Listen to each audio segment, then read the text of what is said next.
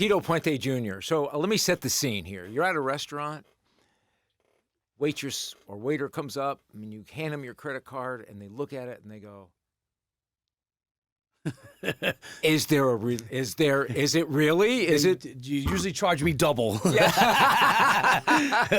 I get that a lot. Yeah. Hey, are you the son of who I think you are? And, yeah.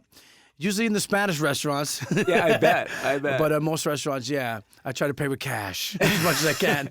So one of two things happens. You know, you're growing up as the son of the Mambo King, of the Pope. I mean, he was the man who revolutionized, that kind of style of music for the Hispanic culture, or what was the Afro-Hispanic culture they called it? Afro-Cuban Hispanic music, yeah. So, and you're named after him. Yeah. So you have two choices. You either embrace it and you go, wow, this is so cool, or you go, oh, goodness me, why in the world am I named Emancipate. after my dad? Yeah, especially if you're not into that music. So what was it like for you? It was amazing. I embrace it now more than ever. Simply because not only my name is synonymous with the king of Latin music, but I think the impact that he left on this planet and the vast catalog of music that he left on this planet should not be forgotten, should be remembered. And he was a pioneer of Latin music, of mambo music, New York style, big band, mambo swing, Latin jazz. You can call it all the genres that you want, but he was one of the pioneers that made that sound that you hear today with the terminology is called salsa. And he was instrumental in making sure that the drums and the percussion were brought to the forefront and the front of the orchestra, in which back in the 1940s and 50s, the drummer was always in the back.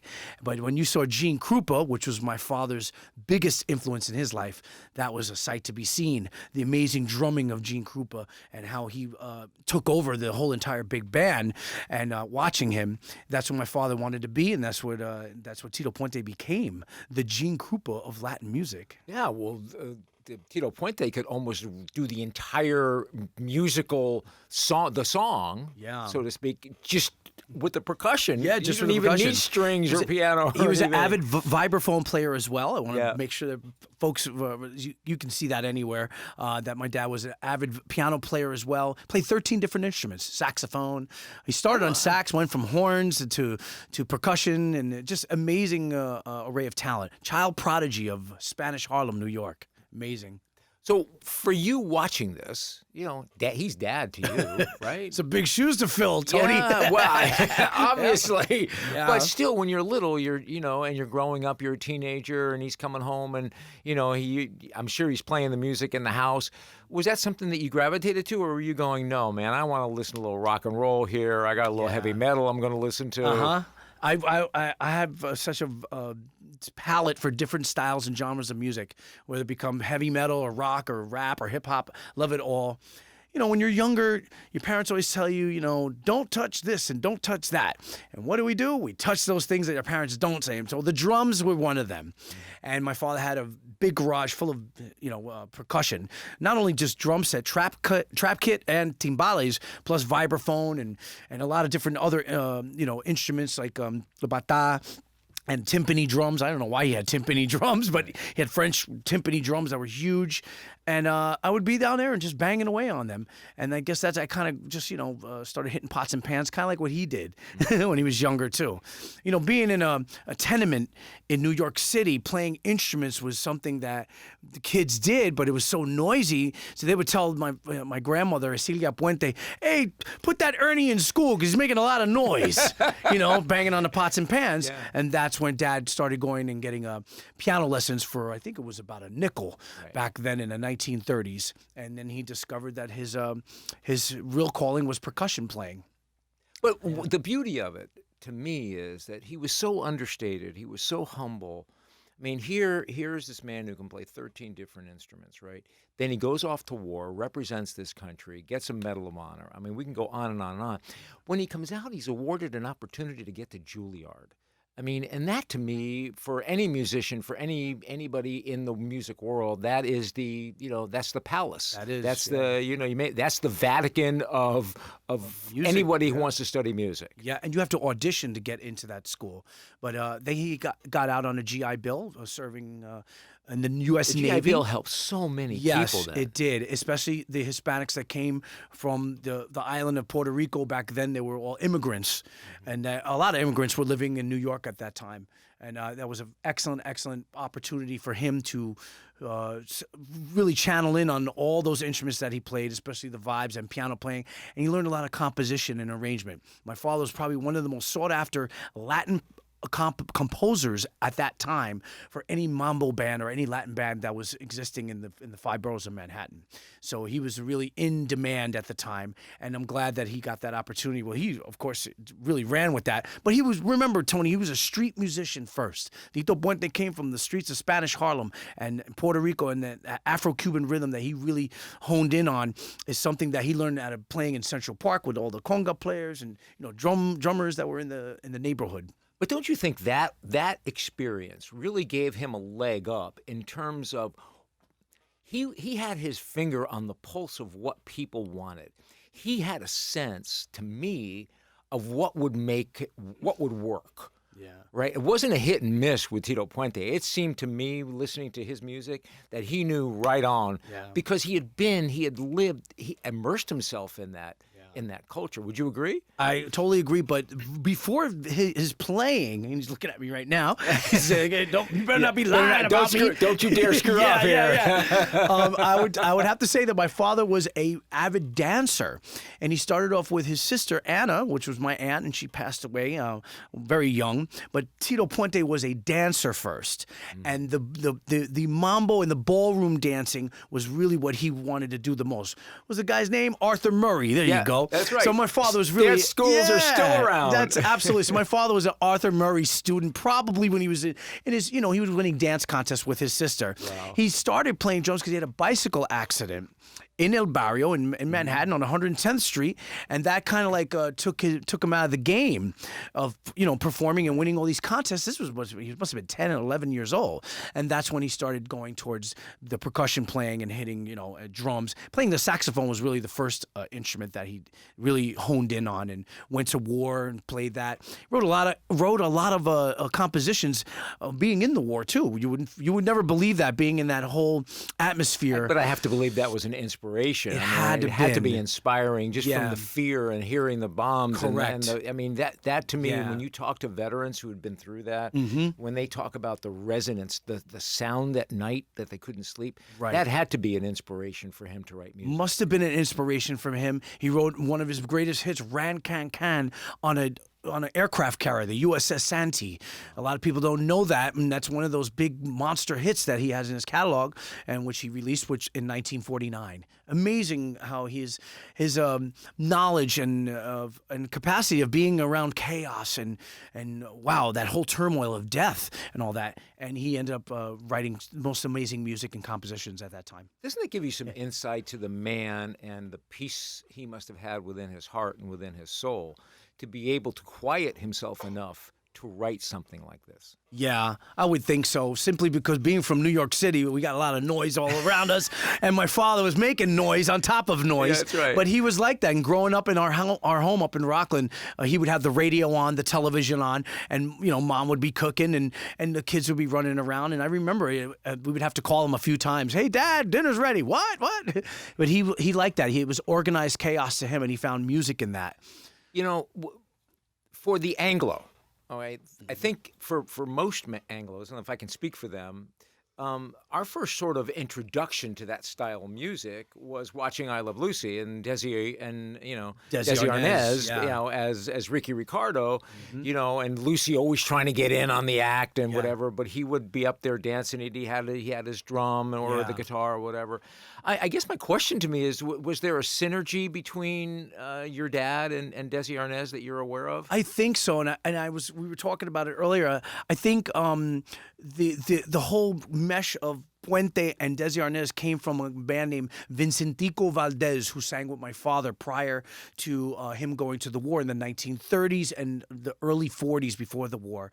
And Vincentico sang a tune called Babalu. Yep. And that was his original tune that Desi Arnaz sang Babalu. on his show. Yeah, Babalu, yeah. yeah. So that's where the connection of Puente, who was working with Vincentico Valdez, got the connection with Desi Arnaz. But my father and Desi were very good friends. He played Afro-Cuban music. My father was Puerto Rican descent, playing Afro-Cuban music.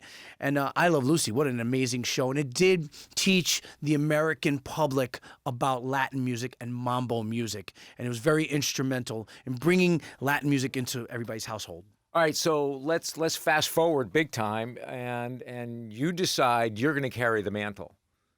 Yeah, it's pretty heavy. Well, is it? Yeah, it's got to be a heavy lift here for you.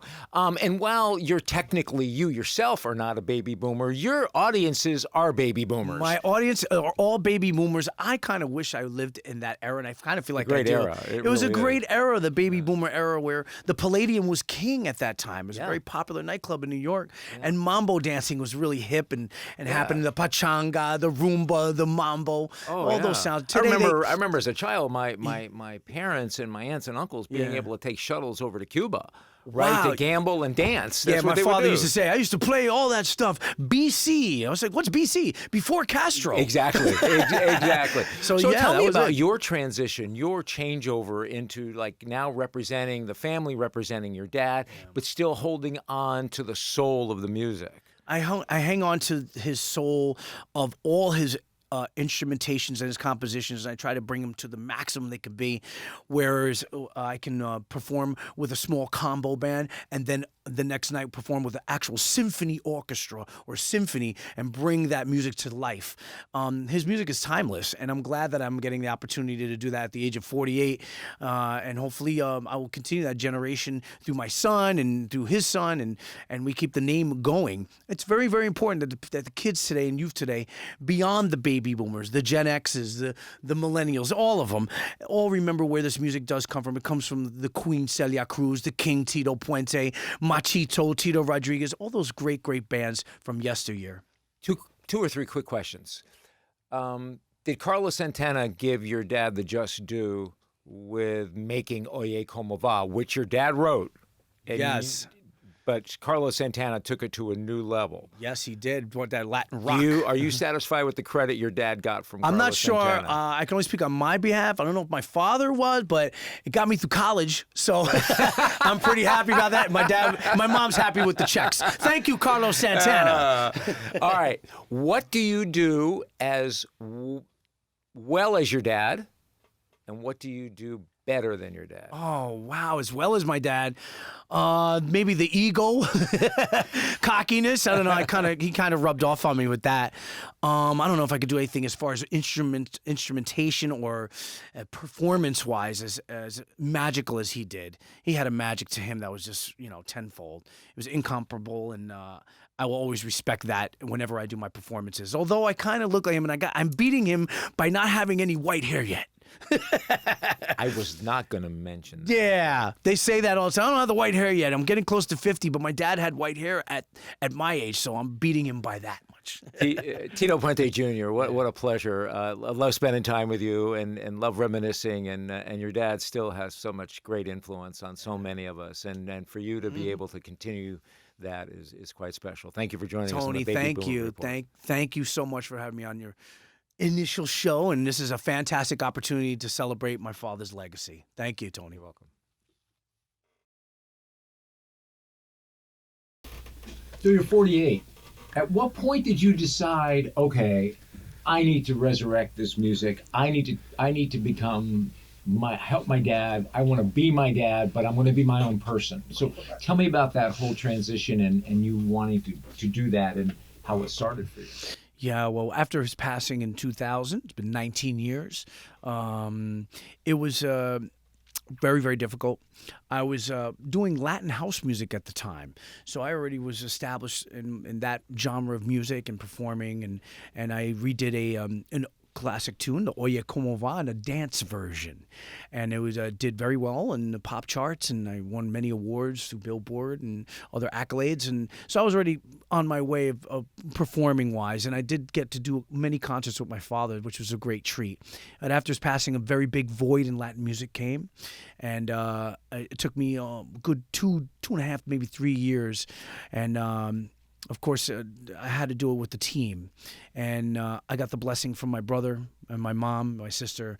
And, you're a drummer. Why don't you take after your father and pick up those timbale sticks and do that? And I had a team with me with Frank and Kim and Frank Fiore. Really said, hey, why don't we do a record?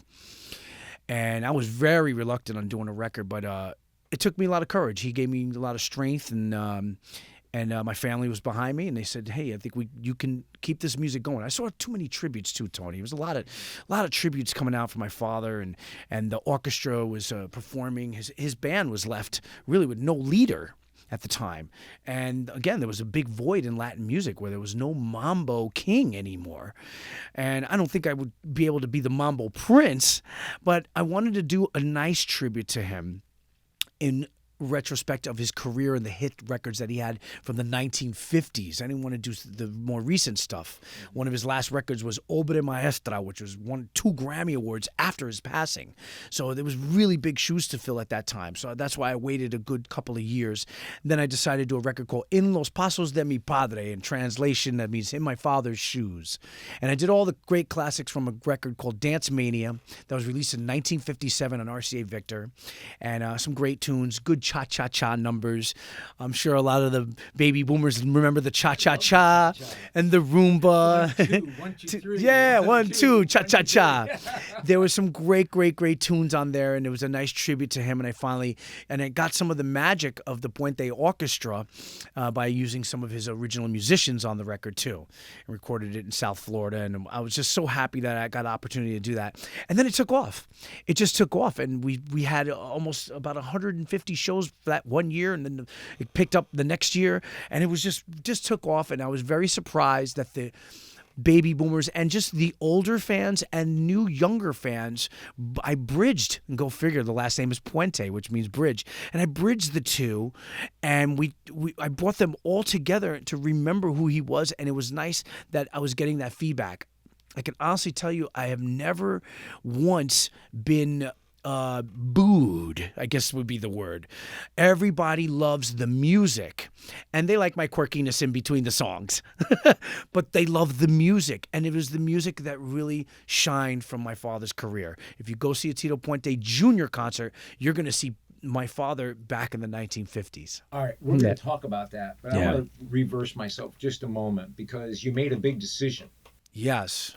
on a couple of fronts. One, I'm going to represent my father. I'm going to replicate this music. I'm going to put my own spin on it, so I have my own personality. Right.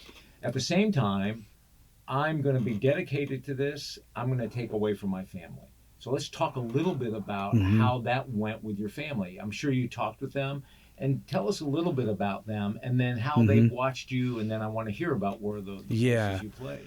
At that time, it was, of course, I was single, I think, 20 years ago, so I didn't have any children. Yes. Yes. I did move forward, and it was very, very bittersweet, because I almost feel like I'm living a parallel life that my father had. He had children at the age of 39 or 40 years old, and that's when I had my first child. And it was just parallel. Everything's been parallel except for the white hair. But everything, Back to the white hair. I'm just so afraid of it. I saw a few the other day and I freaked out. I just feel like it's a parallel life, and it's almost like it's written this way. And I'm just grateful for each day that I have, that he left such a memory, and the music really is where it's at. And I got that opportunity by doing my second record called Got Mambo, in which I took something of my own, got my own arrangements, and did my own music. And then I split it, and I took a twist on his records too as well. So half the album's original stuff, the other half is some of his old tunes, but I made them more modernized. So I wanted to shine a little bit more on the Latin jazz side of things, of what I was really trying to portray and try to push forward. And it was a different sort of tribute. But I took that, ran with that. That did very well as well.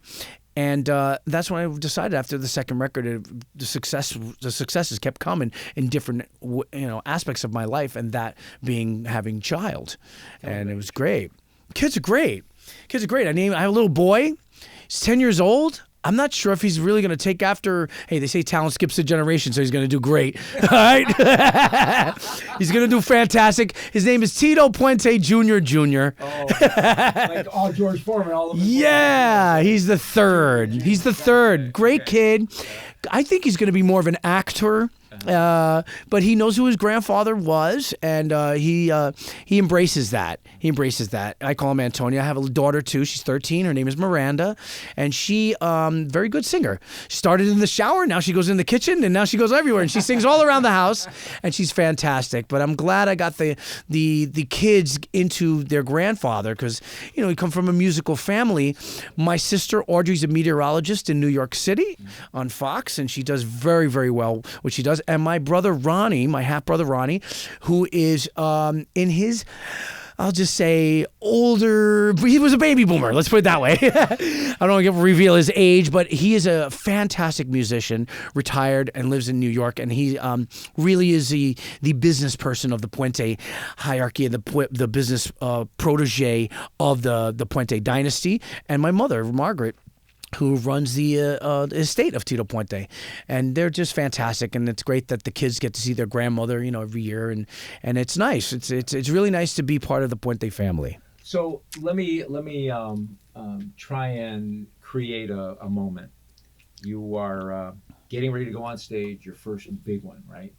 And what was your first big stadium you played in, or I would have to revert back to performing with the king of Latin music, simply because he did bull arenas in Spain and around the world. Very, very nervous, very intimidating. So, yeah, they would go. My prior life, I spent a lot of time with athletes, and you could you talk to athletes, and they would say, before a kickoff, before the first pitch, before the tip-off, I mean, their heart rate was at the max. Yes. Right? 95%. Yeah. All right. So you're backstage, everybody's warming up, and they're getting ready to announce you. Yeah. Set the scene, and you look up and say, Dad, stay with me. I always do a prayer before I go out on stage. I always think of him. And as soon as that first note hits, heart is racing all the time. My father said, if you're not nervous, then this isn't the job you should be doing. He always just told me that, even when he was alive, and I would go on stage with him. Very intimidating to performing with the genius of Tito Puente. But when his first note of his music starts in my concerts, it's very easy now. I was very nervous in playing it, but the music and the arrangement takes you to that place. It takes you to that Palladium era, and it takes you to get up out of your seat and start dancing. So are you much like him? Are you in the front? I am in the front. Are you? I see this. I see this. Yes. Yes. Do you still do that? Are you? Yeah. The faces, the tongue, and the yeah. I get a lot of that. I do look like him. But in between songs is where I get really nervous because now I'm talking. So it's really like the music isn't helping me or blocking that, that frailness of that who I am. So the nervousness kicks in, and I'm like, hey, everybody. So I try to give you the real me, which is New York. How are you? How you doing? I'm Tito Jr. Hope you guys are having fun. Let's keep the music going. You know what I mean? I kind of go into that. And I try to stick with that, and the people kind of see, okay, he has a quirkiness about him. It was funny because if you saw my father's concerts too, he would talk in the middle, and he would, hey, did you feel it, man? You felt the music? Not you, her. She felt the music. He had those little jokes that he would say, and I would try to mimic those, and I still do. And but again, the music is really where it shines, and I feel safe, and it really feels amazing to make sure, and it feels great to see people dancing. I travel around the world, Tony, all over the planet, still to this day. What's the most memorable? Oh man, as Tito Puente Jr. representing the family and doing your thing. I mean, I've traveled so much with my father, so I repeat performances where I'm performing where he was at makes it even more magical. So if I'm going to the Orient or to South America or any of these places where he was playing these 20,000 seaters or arenas, 100,000 people, it's amazing to be performing those places. I think where I get the most magic and satisfaction in my heart is when I'm performing with a symphonic orchestra, a symphonic piece. Simply because my dad only got the opportunity to perform one time with his orchestra with a symphony, and that was in Puerto Rico, and that was his last concert that he had when he was alive. So that music never got presented to the world. So we found this music many years later, and my manager Frank, he said, why don't we take this box of music and represent it to the world and the masses. We got in touch with some symphonies around the world, and it was just amazing. And then finally we got to the National Symphony in Washington, D.C., performed with the great Marvin Hamlish before he passed away. And that experience was absolutely mind-boggling for me to see people hearing Oye Como Va with a symphony. Well, when you think about it, there's so many artists today are starting to do that. I mean, one of Elton John's most popular albums was when he performed live with the Australian Philharmonic. That's correct. Right? Yes. And James Taylor did it with the Boston Philharmonic. Mm-hmm. I mean, Carole King did it. I mean, to be able to do that, I get chills for just sitting listening to that. That must have been amazing. I think just touching and feeling that music that he actually arranged and then made it for a symphony is just magical in itself. And I'm so glad that I'm still getting that opportunity to do that. We've done maybe about a handful of dates, but I'm looking forward to maybe even doing a recording of that. I think that's what my father really would have wanted in his career. So what's next for you? Tell us what's on your slate for. Wow. We're ending 2019 when we're actually doing this interview, but 2020, what can we expect from Tito Puente? 2020, so many great things. Of course, the one being the 20th anniversary of my father's passing. He passed away in 2000, May 31st. So we plan on doing a nice, beautiful tribute concert in many different cities across this nation, maybe even around the world for that matter. And for the new generation to remember who he was, of course, a new album. And hopefully I will get my brother and myself onto a record together and tribute our fathers together as well. But some great things in 2020. And you guys can always follow me on all the social media sites. I'm all over the place when it comes to that. But I love it, and I'm glad I got the opportunity to continue his legacy. My last question. Yep. You're at home alone, or you're end of the night, and you're just sort of getting ready to go into your slumber, and you have to listen to one song that your dad did to help you through the rest of the evening, whether it's sleeping. What would that one song be? Wow. Well, very good. Most of his songs were up tempo, so going to bed with a mambo wasn't really key. Like some people like to have coffee before they go to That's bed, too. correct. So. That's correct. I would probably say maybe a beautiful tune called Ay Cariño, which is a very beautiful melodic tune, and it's almost like a lullaby. But that was on one of my records I redid with the great Bobby Cruz. But that was a classic from Santitos Clone. That was from the 1950s. Very, very nice melodic tune that you can layer down with and enjoy your nice evening with. So, okay, I'm going to listen to that, but I'm also going to tune in. I want to hear that symphony. Oh, yeah. That version of the smoking. Oye Como Va. Yeah. Tito Puente Jr., as always. Tony, appreciate you. Yeah, Thank I you. appreciate you even more. Thank you. All right.